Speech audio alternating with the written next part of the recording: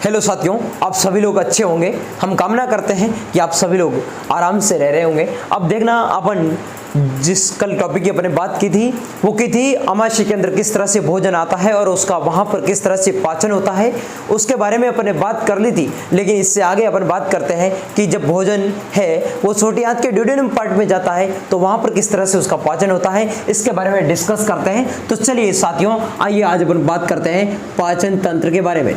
और पाचन तंत्र के जो पिछली 2 क्लासों में अपने बहुत सारे अध्ययन कर लिया था, इसके बाद अपन संपूर्ण जानकारी को लेते हुए आगे बढ़ते हैं। अपन बात करते हैं कि जो ये जे आकार का आमाशय होता है, इस आमाशय में भोजन का पाचन प्रोटीन का होता है और थोड़ा बहुत वसा का होता है। और उसके बाद भोजन चला जाता है कहाँ? छोटी आंत के ड्यूडेनम पार्ट में। अब छोटी आंत के ड्यूडेनम पार्ट में भोजन जाता है तो वहाँ पर 3 प्रकार के पाचन रस कार्य करते हैं। एक तो होता है यकृत, जो पित्त रस को बनाता है, जो पित्ताशय में स्टोर होकर वहाँ चला जाता है। उसके बाद एक अग्नाशय ग्रंथि से अग्नाशय रस, और तीसरा आंत का खुद रस जिसको सकस एंटेरिकस कहते हैं। वो तीनों रस यहाँ पर काम करके क्या करते हैं? इस भोजन के को पूर्ण रूप से पाचित करते हैं और वहाँ पर फिर अवशोषण की क्रिया होती है। अब देखना, यहाँ पर एक हमारे शरीर की सबसे बड़ी ग्रंथि होती है जिसका नाम है यकृत। ये यकृत है, ये बाई लोब्स में होता है, मतलब द्विपिंडीय होता है, मतलब 2 लोब्स में टूटा रहता है। और यहाँ पर एक होती है थैली जिसको कहते हैं गॉल ब्लैडर, जिसको पित्ताशय के नाम से जाना जाता है। अब देखना, यहाँ से क्या होता है, ये है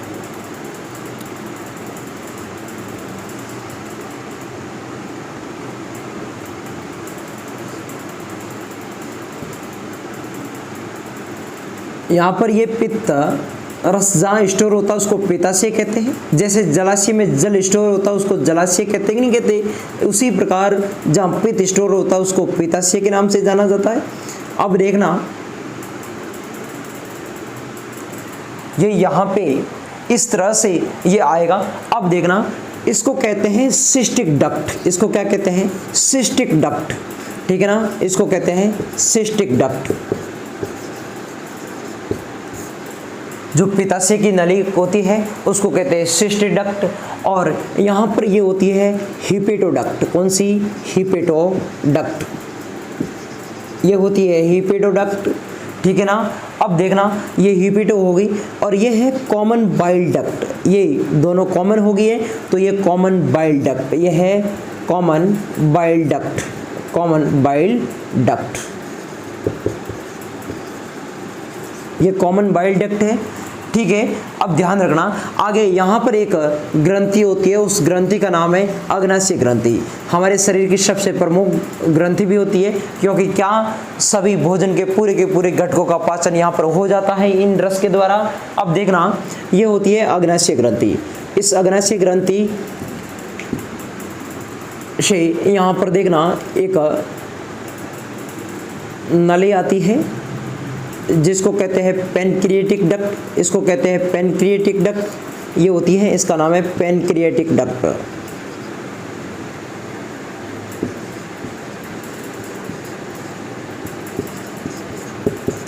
इसको कहते हैं पैनक्रिएटिक डक्ट। और ये पैनक्रिएटिक डक्ट जब इस कॉमन बाइल डक्ट के साथ मिल जाती है तो उसको कहते हैं हिपेटोपैनक्रिएटिक डक्ट। ये है हिपेटोपैनक्रिएटिक डक्ट, इसको कहते हैं हिपेटोपैनक्रिएटिक डक्ट। हिपेटोपैनक्रिएटिक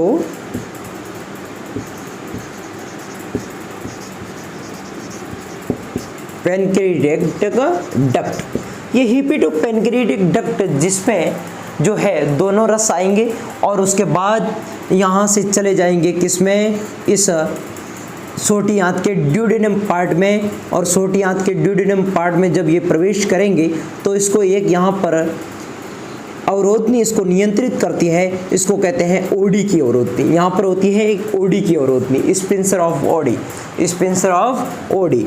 तो यहाँ पर एक क्या होती है? ओडी की अवरोधनी होती है, इसको ओडी की अवरोधनी कहते हैं। और वो ओडी की अवरोधनी यहाँ पर इसको क्या करती है? इस भोजन को आवागमन के नियंत्रित करती है ताकि उल्टा प्रवाह न हो सके, ठीक है ना। ये हो गया कार्य। इसके बाद भोजन चला जाता है किसमें, भोजन चला जाता है इस ड्यूडेनम पार्ट में।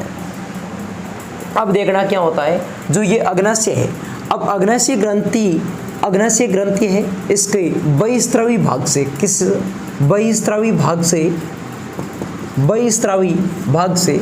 बहिस्रावी भाग में होती है कौन सी कोशिकाएं, एसिनर सेल्स, और एसिनर सेल्स से क्या स्त्रावित होता है, अग्नाशय जो रस है वो स्त्रावित होता है। अब अग्नाशय रस है वो स्त्रावित होता है और वो चला आता है किसमें, इस पेनक्रिएटिक डक्ट के द्वारा, फिर हिपेटोपेनक्रिएटिक डक्ट के द्वारा इस ड्यूडेनम पार्ट में चला जाता है। यह है छोटी आंत का ड्यूडेनम पार्ट। ठीक है, अब देखना क्या होता है, अब कि ये सारे के सारे मामले हैं वो यहाँ पर तो आगे हैं, अब ड्यूडेनम पार्ट में तो आगे हैं।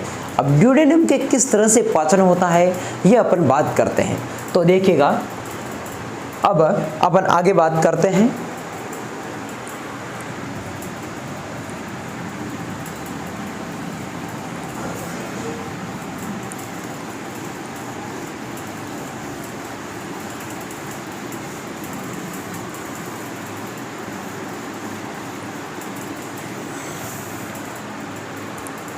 तो देखना छोटी आंत की ड्यूडेनम पार्ट में किस तरह से पाचन होता है आप देखते हैं। तो उसके पहले बात करते हैं कि छोटी आंत है, कौन सी आंत है, छोटी आंत है।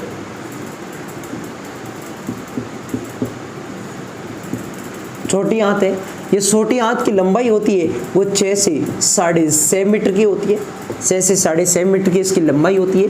लेकिन इसको छोटी आंत क्यों कहते हैं, क्योंकि इसका जो डायामीटर है वो इसका छोटा होता है, जो इसका गोलाकार जो डायामीटर होता है वो इसका छोटा होता है, इसलिए इसको छोटी आंत के नाम से जाना जाता है। इस छोटी आंत के 3 भाग होते हैं, कितने भाग होते हैं, 3 भाग होते हैं। अब 3 भाग में पहला तो होता है ड्यूडेनम, कौन सा, ड्यूडेनम,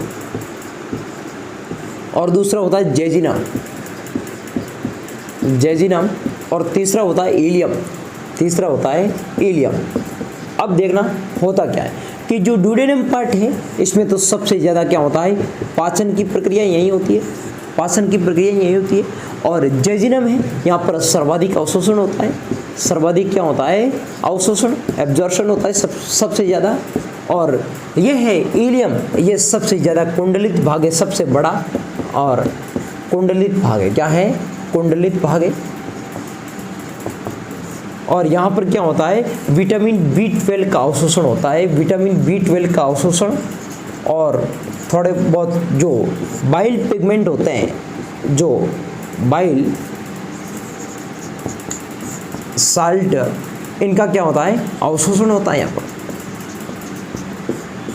ठीक है, तो ये प्रक्रियाएं होती है। अब देखते हैं ड्यूडेनम पार्ट में सबसे पहले आएगा कौन, पित्रस। अब पित्रस क्या कार्य करता है देखते हैं।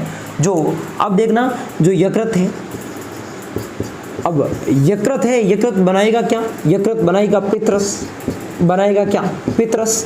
अब पित्रस जाके स्टोर कहाँ होगा, पित्रस जाके स्टोर होगा पित्ताशय में, कहाँ होगा, स्टोर होगा पित्ताशय में। अब देखते हैं गॉल ब्लैडर में स्टोर हो जाता है, तो पित्ताशय एक थैलीनुमा संरचना होती है, ठीक है, जिसमें पित्त स्टोर होता है। पित्त का निर्माण पित्ताशय नहीं करता, पित्त का निर्माण तो यकृत ही करता है, ध्यान रखना आप लोगों को। अब देखना, जो पित्ताशय में पित्त रस स्टोर होता है, ये सबसे पहले तो करता क्या है, वसा का पायसीकरण करता है, इसके साथ भोजन के पूरे माध्यम को क्षारीय माध्यम में बदलता है, ताकि जो अग्नाशय रस है इस भोजन के ऊपर अटैक कर सके, क्योंकि जो अम्लीय माध्यम भोजन जो बदल चुका था, क्योंकि आपको पता है कि अमाशय के अंदर जो ऑक्सिडेटिव कोशिकाएं थी उससे हाइड्रोक्लोरिक अम्ल निकला था, और वो स्रावित होने के साथ ही भोजन का माध्यम क्षारीय माध्यम में नहीं था, वो अम्लीय माध्यम में हो चुका है। अब उसको यदि क्षारीय माध्यम में करना है, क्योंकि जो अग्नाशय रस है वो क्षारीय माध्यम के बिना उस पर भोजन पे अटैक नहीं कर सकते, ठीक है, तो इसलिए ये जो पित्त रस है ये क्षारीय माध्यम में भोजन को बदलने का काम करते हैं। और जो ये पित्त रस है ये भोजन को क्षारीय माध्यम में बदलते हैं, भोजन को कैसा माध्यम देते हैं, क्षारीय माध्यम देते हैं। और क्या करते हैं, एक करते हैं वसा का पायसीकरण, क्या करते हैं, वसा का पायसीकरण करते हैं, एमल्सिफिकेशन ऑफ लिपिड्स, ठीक है, वसा का पायसीकरण करते हैं।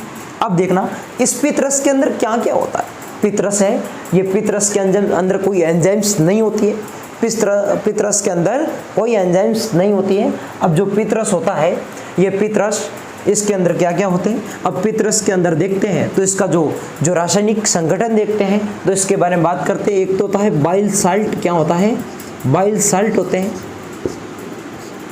और एक होता है बाइल पिगमेंट, क्या होता है, बाइल पिगमेंट होते हैं, और एक होता है लेसिथिन, और एक होता है कोलेस्ट्रॉल। ठीक है, तो देखना बाइल साल्ट होते हैं और इसके साथ क्या होता है, बाइल पिगमेंट होते हैं। अब बाइल पिगमेंट में कौन कौन से होते हैं, बाइल पिगमेंट दो प्रकार के होते हैं। एक तो होता है बिलीरुबिन, क्या होता है, बिलीरुबिन, और एक होता है बिलीवर्डिन। एक क्या होता है, बिलीवर्डिन। ठीक है, तो साथियों ध्यान रखना, ये जो बिलीरुबिन है, इस बिलीरुबिन की वजह से तो हमारे जो प्लाज्मा का रंग है वो लाइट येलो रंग इसी के कारण, बिलीरुबिन के कारण होता है। और जो बिलीवर्डिन है इसके कारण पितरस का जो है वो रंग होता है। पितरस का हरा रंग है वो बिलीवर्डिन के कारण होता है, और बिलीरुबिन के कारण है वो बिलीरुबिन के कारण क्या, जो हल्का पीला रंग हमारे खून के अंदर जो प्लाज्मा होता है इसके कारण वो प्लाज्मा का रंग होता है। जो प्लाज्मा का रंग होता है वो इसके द्वारा नियंत्रित होता है, और जो बिलीवर्डिन है इसके द्वारा पितरस का जो है वो रंग, नीला रंग इसके द्वारा नियंत्रित होता है। अब ध्यान रखना, जो ये बिलीरुबिन और बिलीवर्डिन बनते कैसे। बिलीरुबिन और बिलीवर्डिन आपने देखा होगा, हमारे शरीर के अंदर खून होता है और खून के अंदर हीमोग्लोबिन होता है, और हीमोग्लोबिन है वो आपको पता है कि हमारे शरीर में आरबीसी है वो ज़्यादातर तो पलिया में जाके उसका क्या होती है, डेथ होती है, लेकिन कुछ है लीवर में भी आके डेथ हो जाती है। तो जब लीवर में आती है तो उसके साथ हीमोग्लोबिन भी आएगा, और हीमोग्लोबिन उसके साथ आता है तो उसका लीवर में आता है, तो लीवर में उसका अपघटन होता है, और उस अपघटन से ये दो पिगमेंट बनते हैं, उसको कहते हैं बिलीरुबिन और बिलीवर्डिन। इसका जो है फॉर्मेशन कहाँ से होता है, इसका होता है हीमोग्लोबिन के टूटने से, हीमोग्लोबिन के टूटने से होता है। हीमोग्लोबिन के टूटने से ये दो पिगमेंट बनते हैं। ठीक है, हीमोग्लोबिन हमारे रक्त के जो है वो लाल रंग का निर्माण करता है। अब देखना ये प्रक्रियाएं इसमें होती है। अब अपन बात करते हैं कि किस तरह से आगे जो है ड्यूडेनम पार्ट में जाएगा और किस तरह से पाचन वो रस अटैक करेंगे।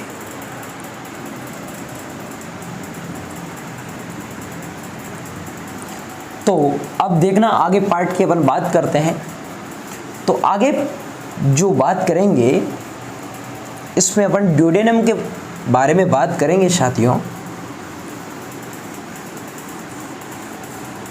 जैसे बात करते हैं तो अपन चले जाते हैं अग्नाशय ग्रंथि से स्रावित होने वाले जो एंजाइम्स उनके बारे में बात करते हैं। अब देखना, अब आपको पता है कि अग्नाशय ग्रंथि है,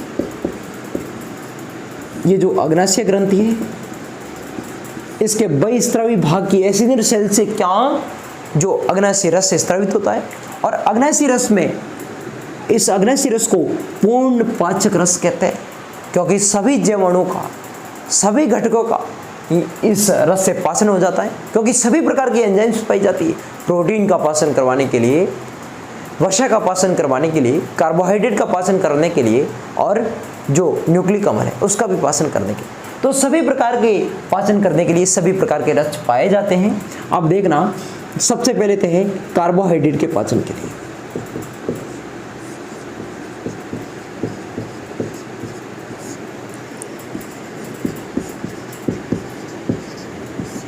अब कार्बोहाइड्रेट के पाचन के लिए और प्रोटीन के पाचन के लिए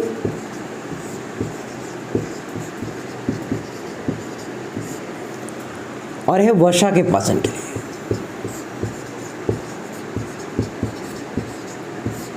एक है वो है न्यूक्लिक अम्ल के पाचन के लिए। अब देखना कार्बोहाइड्रेट के पाचन के लिए काम आता है कौन सा, कार्बोहाइड्रेट के पाचन के लिए काम आता है pancreatic amylase. Pancreatic amylase.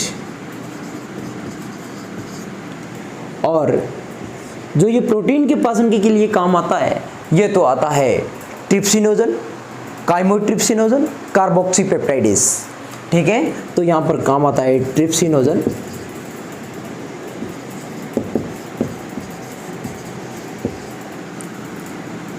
Chymotrypsinogen,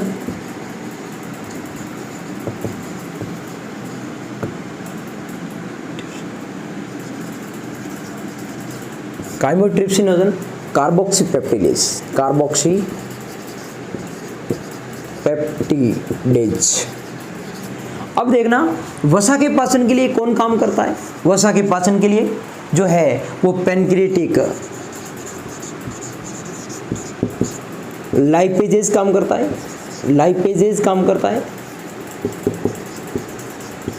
ठीक है, पैनक्रिएटिक लाइपेज काम करता है। और उसके बाद में जो न्यूक्लिक अम्ल है, इस न्यूक्लिक एसिड के लिए कौन काम करता है, तो जो न्यूक्लिक एसिड है, न्यूक्लिक अम्ल, इस न्यूक्लिक अम्ल के लिए काम करता है कौन, न्यूक्लिक अम्ल के लिए काम करता है न्यूक्लियोसाइड। कौन करता है, न्यूक्लियोसाइड।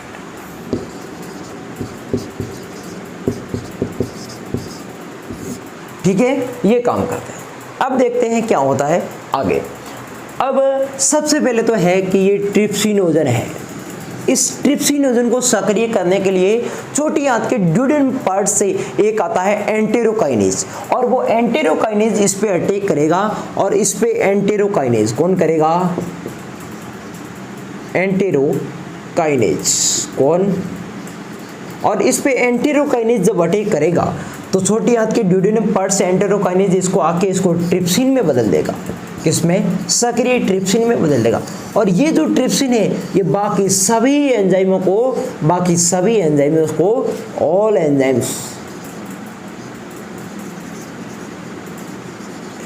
एंजाइम्स है उन सभी को क्या कर देगा, सक्रिय कर देगा। उन सभी को सक्रिय करने का काम करता है। ठीक है, ये इस प्रकार से इसकी जो है पाचन रस होता है। अब बात करते हैं सबसे पहले कि किस तरह से पाचन की प्रक्रिया होती है। अपन ने बात की थी कुछ तो मुख गुहा में अपने 30% पाचन कार्बोहाइड्रेट का कर दिया और ज़्यादातर पाचन प्रोटीन का तो यहाँ पेट के अंदर कर दिया। ठीक है, अब आगे बात करते हैं कि पाचन की प्रक्रिया में कौन कौन से घटकों को कैसे कैसे तोड़ा जाता है।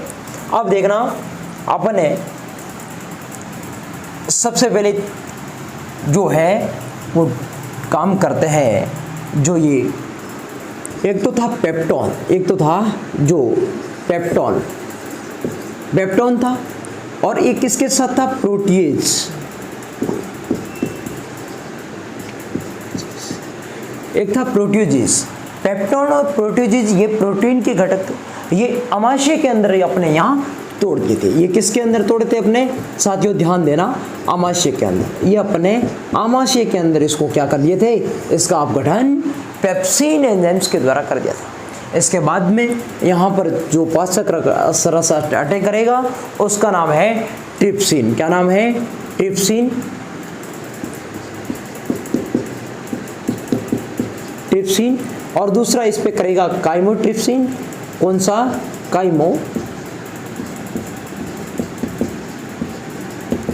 ट्रिप्सिन। कार्बोक्सीपेप्टिडेज, कार्बोक्सी कौन सा,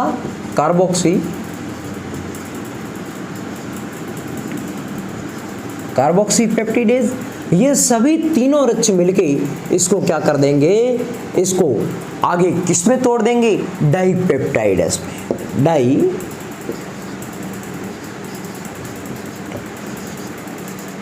डाइपेप्टाइड्स में। ठीक है, ये डाइपेप्टाइड्स में इसको तोड़ दिया है क्योंकि ये जो पेप्टोन और प्रोटीजेज था इसको ट्रिप्सिन, काइमोट्रिप्सिन, कार्बोक्सीपेप्टाइड्स के द्वारा इसको डाइपेप्टाइड्स पे यहाँ पर तोड़ दिया गया है। और ये जो काम करता है, ये जो 7.5 से 8.5 pH पर ये कार्य करता है। ठीक है, अब ध्यान रखना। अब आगे अपन बात करते हैं किसकी, जो ये पॉलीसैकेराइड्स था। क्या था,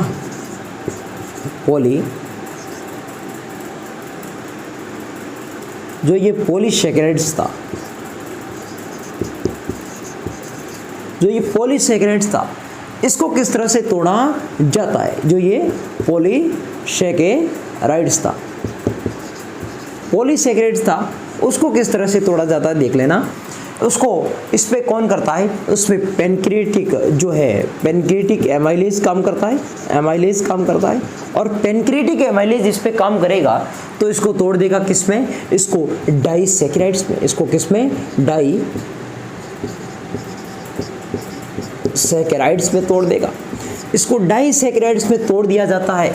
और उसके बाद बात करते हैं किसकी, लिपिड, जो वसा था उसकी बात करते हैं। वसा को अपन ने वहाँ पर, कहाँ पर, पेट के अंदर, पेट के अंदर किस किस में, उसको ट्राइग्लिसराइड्स,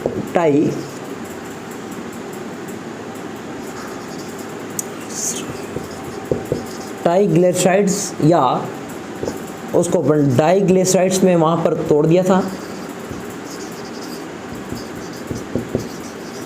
और इन दोनों घटकों को वहाँ पर अपघटन कर दिया था। इसके बाद यहाँ पर अटैक करेगा पेनक्रिएटिक लाइपेज। और जो पेनक्रिएटिक लाइपेज है ये यहाँ पर अटैक करेगा तो ये किस किस में टूट जाता है, तो यहाँ पर टूट जाता है किस, ये यहाँ पर टूट जाता है मोनोग्लिसराइड्स। किसमें, मोनोग्लिसराइड्स में। ठीक है, ये क्रिया यहाँ पर हो जाती है। उसके बाद आता है न्यूक्लिक अम्ल। और न्यूक्लिक अम्ल है, ये न्यूक्लिक अम्ल है, जो न्यूक्लिक एसिड है, ये न्यूक्लिक एसिड किस किस पे टूट जाता है। अब देखना, न्यूक्लिक एसिड पे काम करेगा कौन, न्यूक्लिक एसिड पे काम करेगा न्यूक्लियोटाइड। कौन काम करेगा, न्यूक्लियोटाइड, न्यूक्लियोटाइड। और न्यूक्लियोटाइड काम करेगा तो उसको न्यूक्लियोटाइड तोड़ किस पे देगा, न्यूक्लियोटाइड भी तोड़ देगा न्यूक्लियोसाइड। किस पे तोड़ देगा, न्यूक्लियो, हाँ, जो ये न्यूक्लियोटाइड है ये तोड़ देगा किस पे, न्यूक्लियोटाइड में तोड़ देगा। ठीक है, जो ये न्यूक्लियोटाइड में तोड़ देगा। अब इसके बाद क्या क्रिया होती है, अब इसके बाद हमारे जो है आत्मेय है, ड्यूडेनम पार्ट में भोजन है। अब ड्यूडेनम पार्ट में क्या क्या क्रिया होती है, ड्यूडेनम पार्ट के अंदर अभी आंत खुद का एक रस है। किसका रस है, आंत खुद का रस है, उसको देखते हैं। उसमें वो पूर्ण रूप से आगे पूरा पाचन करवा देगा। अब देखना,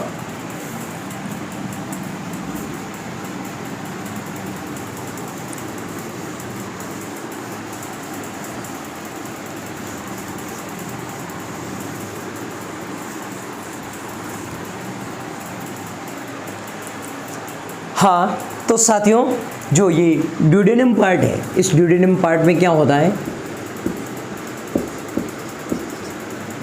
ये जो ड्यूडेनम पार्ट है, इस ड्यूडेनम पार्ट के अंदर, हाँ, तो इसके अंदर एक आंत खुद का रस होता है। किसका होता है, जिसको आंत रस कहते हैं। ठीक है, आंत रस जिसको कहते हैं, यहाँ पर एक होता है आंत रस, वो लास्ट में पूरा का पूरा वही क्या करेगा, पाचन करेगा। तो आंत रस, और आंत रस को कहते हैं शकस एंटेरिकस। क्या कहते हैं, शकस एंटेरिकस के नाम से भी जाना जाता है। इसको शकस एंटेरिकस के नाम से भी जाना जाता है, क्योंकि उसको एक एरिया है, वहाँ से स्रावित होता है। कुछ वहाँ पर ग्रंथियाँ काम आती है, ठीक है, कुछ वहाँ पर दरारें काम आती है, और वो मिलके इस शकस एंटेरिकस के नाम से जो है उसको जाना जाता है, आंत रस को। अब देखना, यहाँ पर एक तो है लाइबरकोन की दरारें। कौन कौन सी, लाइबरकोन की दरारें। लाइबरकोन की क्या, जो ये लाइबरकोन की दरारें। और इसके साथ एक काम करती है गॉबलेट सेल। देखो ये है कहाँ, ये है छोटी आंत के ड्यूडेनम पार्ट के अंदर, और उसके साथ एक है ब्रूनर ग्रंथियां। कौन है, ब्रूनर्स ग्लैंड्स। और ये तीनों मिलके ये शकस एंटेरिकस का निर्माण करते हैं। इस लाइबरकोन की दरारों से क्या होता है, एक ब्रश बॉर्डर एंजाइम्स निकलते हैं। क्या निकलते हैं, एंजाइम्स निकलते हैं। अब देखना, ब्रश बॉर्डर क्या निकलते हैं, एंजाइम्स निकलते हैं। एंजाइम्स निकलने में काम पहला तो होता है किसका, प्रोटीन का। तो प्रोटीन है वो तो निकलता है पेप्टाइडेज। क्या निकलता है, यहाँ से निकलता है डाई पेप्टाइडेज, डाई पेप्टाइडेज, ध्यान रखना। और यहाँ से निकलता है दूसरा कार्बोहाइड्रेट के लिए, वो निकलता है डाई सैकेराइड, डाई सैकेराइडेजेस। और तीसरा है वो निकलता है लाइपेजेस, लाइपेजेस। और फोर्थ नंबर है वो निकलता है न्यूक्लिक अम्ल के लिए, तो निकलता है न्यूक्लियो टाइडेजेस। और उसके बाद निकलता है न्यूक्लियोसाइडेजेस, ठीक है।